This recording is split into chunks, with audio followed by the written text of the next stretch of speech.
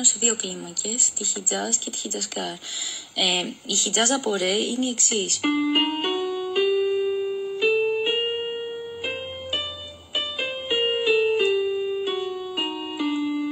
Ενώ η Χιτζασκάρ αλλάζει μόνο σε μία νότα, το ντο γίνεται ντο δίεση. Εδώ. Ακούγεται λίγο πιο ανατολική. Τώρα αυτές οι κλίμακες προέρχονται από χορδίσματα τετράχορδων οργάνων. Δηλαδή οι ανοιχτές χορδές στο τετράχορδο όργανο θα ήταν...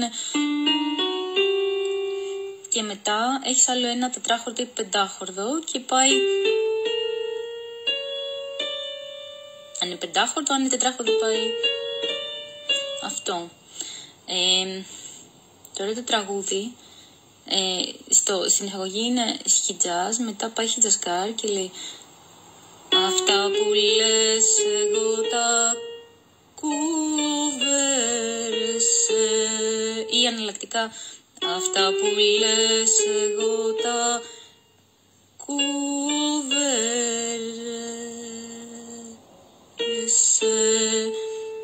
και μετά αλλάζει τα το βλέπετε που πήγε ντο φυσικό. Ποια σου ήταν θυστικά πια τώρα, πάλι το φυσικό. Και το κατάλαβα πως ήμουν